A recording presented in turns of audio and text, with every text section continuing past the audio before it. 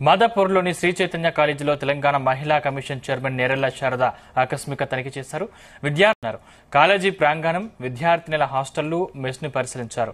నాసీ రకమైన ఫుడ్, హాస్టల్లో సౌకర్యాలు సరిగా లేవని కాలేజీ నిర్వాహకులపై సీరియస్ అయ్యారు. మరోవైపు ఫిర్యాదు అందుతున్న మరికొన్ని ప్రైవేటు కాలేజీలను సైతం నేరెళ్ల శారద పరిశీలించనున్నట్లు తెలుస్తోంది.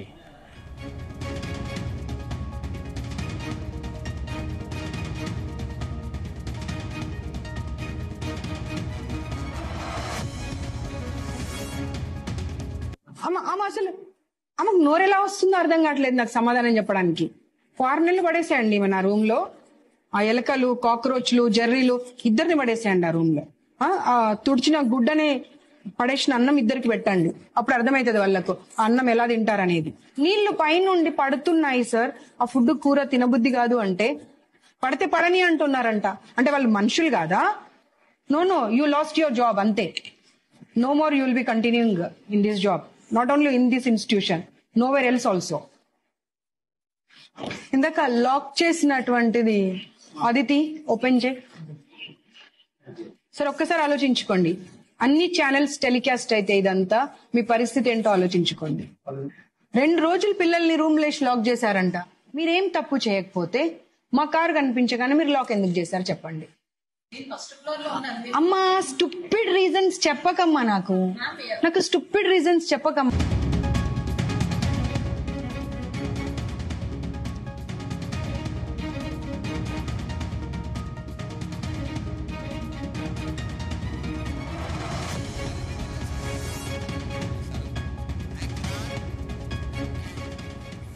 ఇంకా ఇదే అంశానికి సంబంధించిన మరింత పూర్తి సమాచారం మా బ్యూరో చీఫ్ నరేందర్ అందిస్తారు. నరేందర్.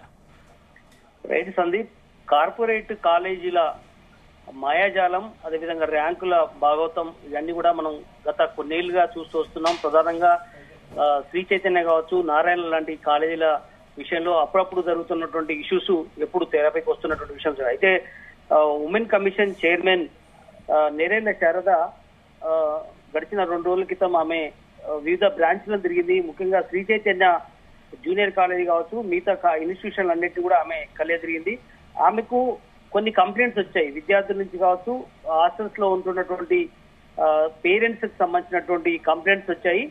ఆ కంప్లైంట్స్ ఎక్కడ కూడా బయటికి రివీల్ చేయడానికి వీల్లేదు కనుక చాలా ఇష్యూస్ దాంట్లో ఉన్నాయి. మీరు జస్ట్ రెక్టిఫై చేయాల్సిన అవసరం ఉంది మేడం అంటూ ఆమెకు చాలా కాల్స్ వచ్చిన నేపథ్యంలో, మెసేజ్లు వచ్చిన నేపథ్యంలో ఆమె మాదాపూర్ బ్రాంచ్ తో పాటు పలు బ్రాంచ్లని ఆమె తిరగడం జరిగింది. ఆమె చాలా రూమ్స్ కూడా కలియదిరిగింది. దాంట్లో వాష్రూమ్స్ మొదలు పెట్టుకుని కిచెన్ రూమ్స్ కానీ, వాళ్ళు పడుకునేటువంటి రూమ్స్ కానీ, బెడ్రూమ్స్ కానీ అన్ని కూడా తిరిగింది. ఎక్కడ కూడా నీట్ గా లేకపోవడం ఆమెను బాధించింది. అక్కడికక్కడే అక్కడ ఉన్నటువంటి వార్డెన్స్ కావచ్చు, లెక్చరర్స్ కానీ నిలదీసింది. వాస్తవానికి అక్కడ లక్షలు వసూలు చేస్తూ విద్యార్థుల పాలిట ఎంతో ఒక భవిష్యత్ ఇస్తాము, మంచి ర్యాంకులు తీసుకొస్తాము, మంచి ఫుడ్ పెడతాము, మంచి విద్యను అందిస్తామని చెప్పినటువంటి ఆ కాలేజీలు డైరెక్ట్ చూసిన తర్వాత ఈ రకంగా ఉన్నాయని ఆమె షాక్ అయినటువంటి పరిస్థితి మనకు అనిపించింది.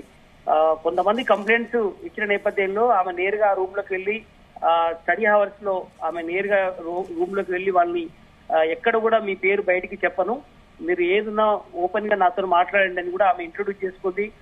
నేను సో నేరెళ్ల శారద మహిళా కమిషన్ చైర్మన్ అని ఇంట్రొడ్యూస్ చేసుకొని, చాలా మందికి తెలియదు పోయేసరికి, ఎందుకంటే ఇంటర్మీడియట్ పిల్లలకు కొంతమందికి ఇంకా బయట తెలియదు. ఆమె ఇంట్రొడ్యూస్ చేసుకొని మొత్తం కూడా ఆ సమస్యను అడిగి ప్రయత్నం చేసింది. చాలా మంది కూడా చెప్పడం జరిగింది. ఇరుకు గదుల్లో ఎక్కువ మందిని దాంట్లో ఉంచడం కావచ్చు, వాష్రూమ్స్ 10 మందికి కలిపి ఒక వాష్రూమ్ ఉండడం కావచ్చు, అదేవిధంగా అక్కడ వాళ్ళు పెట్టుకున్నటువంటి బట్టలు కావచ్చు, స్టోర్ రూమ్ లాగా ఉన్నటువంటి కావచ్చు, అవన్నీ కూడా చాలా ఇరుకు ప్రదేశంలో ఉండడం ఆమె కనిపించింది. అప్పటికప్పుడే కాలేజీ సంబంధించినటువంటి యాజమాన్యాన్ని ప్రశ్నించింది.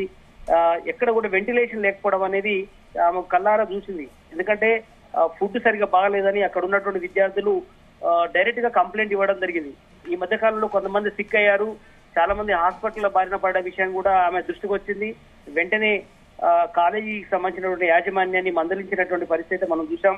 ఎందుకంటే ఇక్కడ మీకు ఎంతసేపటికి ర్యాంకులు మాత్రమే కావాలా, పిల్లల కన్సర్న్ మీకు అవసరం లేదా అనేటువంటి విషయాన్ని ఆమె చాలా సూటిగా అక్కడ ఉన్నటువంటి సిబ్బందిని నిలదీసింది. ఎందుకంటే కొద్ది మందికి లక్షలాది మంది చదివేటువంటి శ్రీ చైతన్య కాలేజీలో చాలా వందల బ్రాంచ్లు రాష్ట్ర వ్యాప్తంగా తెలంగాణ వ్యాప్తంగా ఉన్నాయి. ముఖ్యంగా గ్రేటర్ హైదరాబాద్ పరిధిలో వందల సంఖ్యలో ఉన్నాయి. గల్లీకో బ్రాంచ్ ఇలా కనిపిస్తున్నటువంటి బయటికి ఎంతో ఆర్భాటంగా కనిపిస్తున్నప్పటికీ లోపల ఇరుకిరుకు రూమ్ ఉండడాన్ని ఆమె, ఎందుకంటే కనీసం ఏదైనా ఫైర్ అయినా లేదంటే ఇంకేదైనా ఇష్యూ అయినా కూడా బయటికి రావడానికి వీలు లేనట్టుగా పిచ్చుక గూళ్ళలాగా ఉన్నాయనేది చాలా క్లియర్ గా కనబడుతోంది. కనుక కనీసం వాష్రూమ్ కానీ అక్కడ శానిటరీ ప్యాడ్ కావచ్చు ఇలాంటి ఏమి లేకపోవడం, దాన్ని వెండింగ్ మిషన్స్ కానీ ఇవన్నీ ఎక్కడని కూడా ఆమె ప్రశ్నించేది. వాస్తవానికి మీరు లక్షల రూపాయలు తీసుకొని ర్యాంకుల కోసమే చదివేయడం తప్ప వాళ్ళు స్ట్రెస్ రిలీఫ్ సంబంధించినటువంటి విషయాలు కావచ్చు, వాళ్లకు కనీసం సైకాలజీ సంబంధించి కావచ్చు, ఇవన్నీ కూడా ఎక్కడ ఉన్నాయని అడిగే ప్రయత్నం చేసింది. ముఖ్యంగా వాళ్లకు చదువుకోవడానికి సంబంధించినట్టు ఎన్విరాన్మెంటల్ కూడా అక్కడ లేని విషయాన్ని కూడా ఆమె చూసింది. ముఖ్యంగా ఫుడ్ పాయిజన్స్ చాలా తరచుగా అవుతున్నాయి. ఏదైనా సిక్ అయితే విద్యార్థినులకు హాస్పిటల్ పోవడానికి సరైనటువంటి అక్కడ నర్సింగ్ సిబ్బంది కావచ్చు, ఫస్ట్ ఎయిడ్ కిట్స్ కావచ్చు లేకపోవడం అనేది ఆమె దృష్టికి వచ్చింది. కనుక ఖచ్చితంగా అలాంటి కాలేజీల మీద చర్యలు తీసుకుంటామని ఆమె ఇండైరెక్ట్ గా చెప్పే ప్రయత్నం చేసింది. ఇప్పుడే కాదు, శ్రీ చైతన్య కాదు, మన రీసెంట్ గా కూడా పలు కాలేజీలు తిరిగింది. కొన్ని ప్రభుత్వ కాలేజీలకు సంబంధించిన హాస్టళ్లను కూడా తిరిగింది. కస్తూర్బా కావచ్చు, గురుకులాలకు సంబంధించినటువంటి విద్యార్థులు చదివేటువంటి కాలేజీలు కూడా తిరిగింది. ఈ మధ్యలో ఆమె మహిళా కమిషన్ చైర్మన్ అయిన తర్వాత నేరేళ్ల శారద చాలా యాక్టివ్ గా ఉంటుంది. చాలా ప్రాంతాల్లో ఆమె తిరగడం జరిగింది.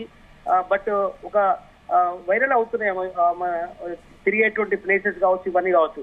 ఖచ్చితంగా ఇవన్నీ మహిళల సమస్యలు కావచ్చు, కేవలం బయట జరిగేటువంటి మహిళల ఫిర్యాదులే కాదు, విద్యార్థుల సమస్యలు కూడా నాకు అవసరమే, నేను తీర్చుతాను అనే ఉద్దేశంతో ఆమె ఈరోజు మనం చూసాం, మొన్న కూడా చూసాం, కాలేజీలకు వెళ్లి వాళ్ళ సమస్యలు తెలుసుకునే ప్రయత్నం చేస్తుంది. ఎందుకంటే పేరెంట్స్ ఎంతో భవిష్యత్తు కోసం, పిల్లల భవిష్యత్తు కోసం లక్షల ఫీజులు కట్టి అప్పులు చేసైనా కూడా కార్పొరేట్ కాలేజీలో చదివేయాలనేటువంటి ఆలోచన చేస్తుంటారు.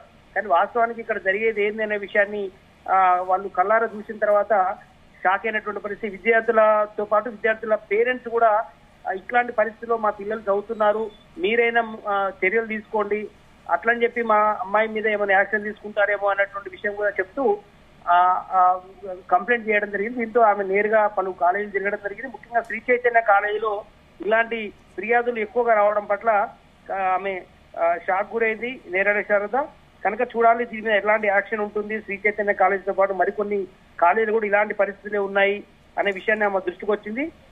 కనుక దీని మీద, ఎందుకంటే కనీసము ఏసీ రూములు పెడుతున్నామని చెప్తున్నారు, బయట కిటికీలు ఓపెన్ చేసి ఉంటాడు, ఏదైనా జరగడానికి జరిగితే పరిస్థితి ఏందని కూడా ఆమె ప్రశ్నించినటువంటి పరిస్థితి. వాస్తవానికి ఒక రూమ్ కు ఇంతమందే చదువుకోవాలన్నటువంటి ఉంటుంది, కానీ పరిస్థితి అట్లా లేదు. చాలా ఎక్కువ మందిని దాంట్లో ఉంచడం, ఒక క్లాస్ రూమ్ లో 25 నుంచి 30 మందికే అడ్మిషన్ అని చెప్పి బయట ప్రచారం చేస్తుంటారు. కానీ వాస్తవానికి మాత్రం 50 మందిని 60 మందిని ఒకే క్లాస్ రూమ్ లో ఉండి చెప్పే ప్రయత్నం చేస్తున్నారు. ఇవన్నీ కూడా ఆమె దృష్టికి వచ్చాయి. కనుక వీటన్నిటి మీద కూడా యాక్షన్ తీసుకుంటానని కూడా ఆమె చెప్పే ప్రయత్నం చేసింది.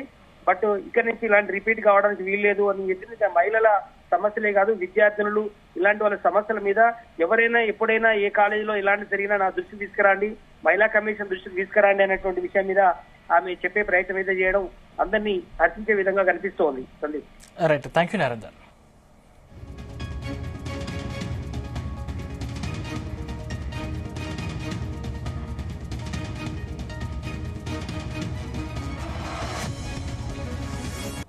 ఆమె అసలు ఆమెకు నోరెలా వస్తుందో అర్థం కావట్లేదు నాకు సమాధానం చెప్పడానికి.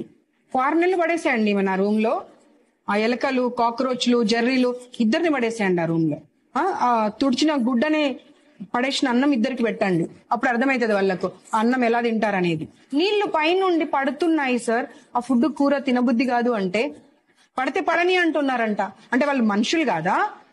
No, you lost your job, అంతే. No more you will be continuing in this job, not only in this institution, nowhere else also.